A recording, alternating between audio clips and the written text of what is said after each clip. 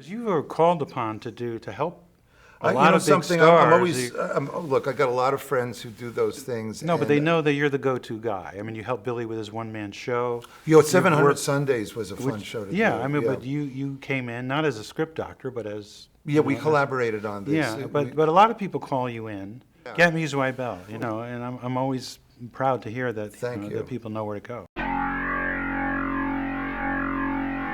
I had never worked with Gary Shandling. Right. We both had the same manager, Bernie Brillstein. And as a matter of fact, I was sitting here in the Friars Club. I'd left SNL. This is 86-ish. And Bernie said, do you know who Gary Shandling is? I said, yeah, I think I've seen him on Letterman. Right. He's doing a special. They may need, some fresh eyes.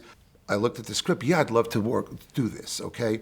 Now, you guys broke some rules. Yeah. The first Gary Shandling show is where he looked in the camera and broke the fourth wall. Whose idea was it to turn the whole, even the theme song was I think it was turning everything on at head? Yeah, Gary and I, it was like lightning had struck twice the second time for me, because I had that with Gilda at Right. SNL, and here I meet Gary, and there was a synergy there. Right. Okay, so yes. Like you said before, when you wrote generic jokes, then when you had Rodney, there was a specificity to it. So with Gary, you felt like you had something. Absolutely. I knew who the guy was. Right. He was the single version of me, okay? Mm-hmm. And it was Gary and I both had different projects where we sort of talking to camera, and that had been done a lot of times, in particular George Burns, But once we got together, what had happened was, okay, let's not only talk to camera, it got to the point where we drove a little car from one set to the other. The audience became a character. Right. What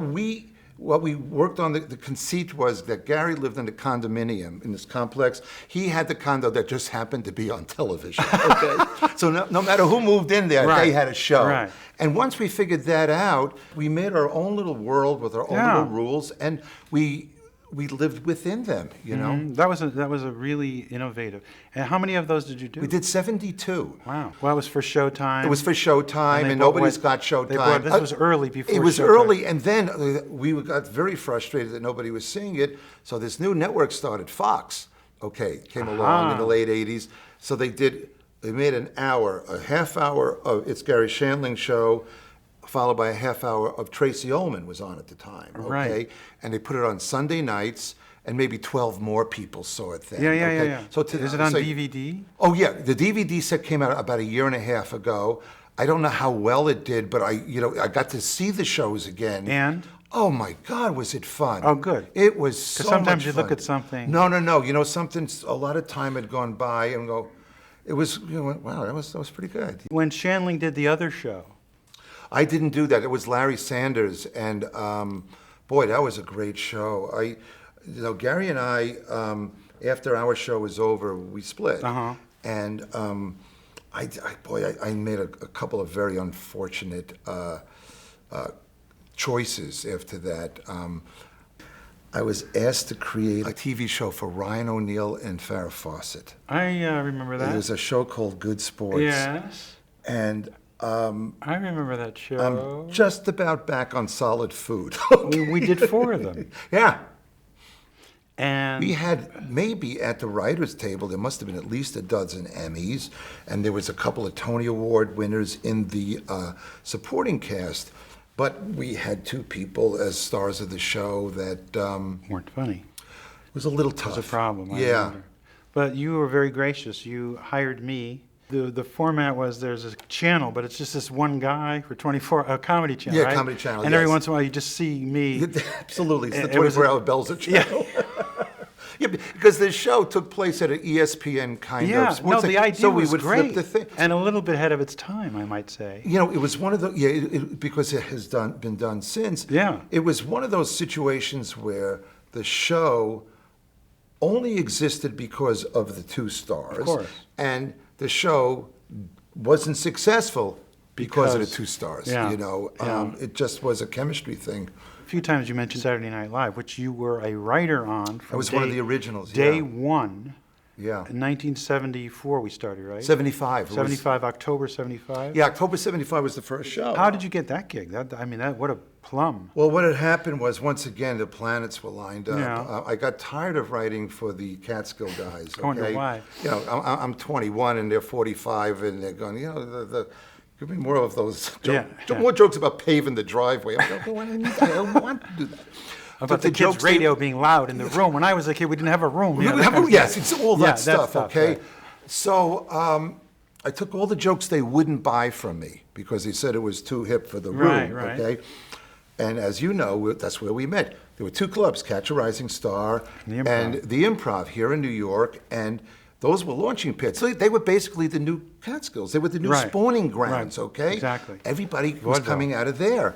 So the plan was, you know, because I was working during the daytime, you name it, I sliced it in a deli for 2 years. So you worked in a deli? Worked in a deli during the day, Right. and then I came at night and got on at the clubs here with the hope of Doing the jokes that those guys wouldn't rejects, do. So the ones I couldn't the hipper sell. stuff. I went on stage with the hope that an agent, a manager, right. you know, those kinds of people, maybe somebody would take pity on me and give me a job as a TV writer. The same week I started there, another guy started, a guy named Billy Crystal. Yeah. Okay. He was in a trio. He was Remember? in a trio, and he had just broken away. Now he's a single, okay? Right.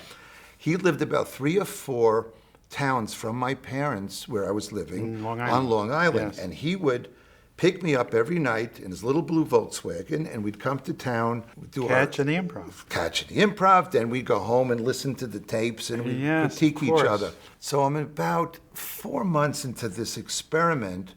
One night I'm on stage at Catch. It's about 1 in the morning, and I'm having the hardest time in the world making these 6 drunks from Des Moines laugh, okay? Right.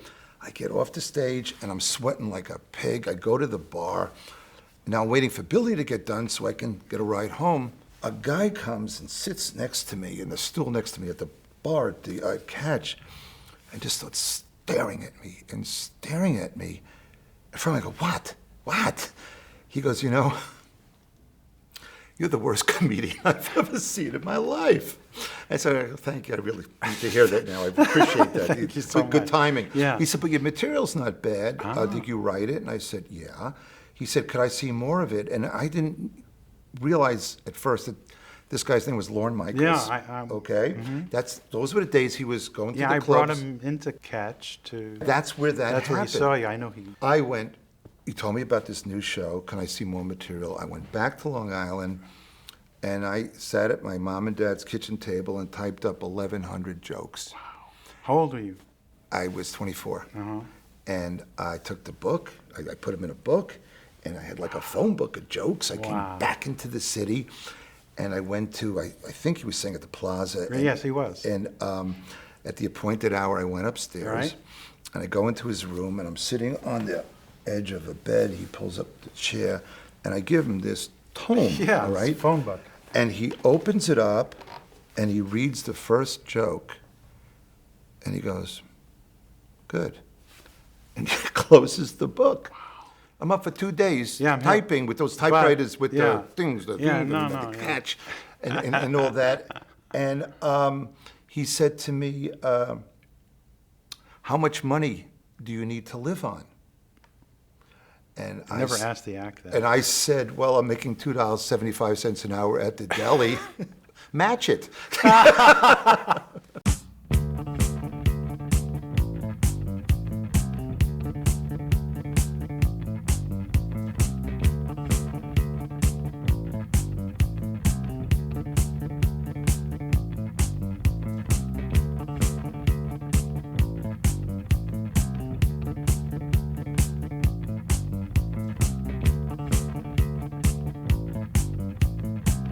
Everything was getting canceled and put in turnaround. And Larry David made me a consulting producer on the first few years, I think it was years 2 and 3, of Curb Your Enthusiasm.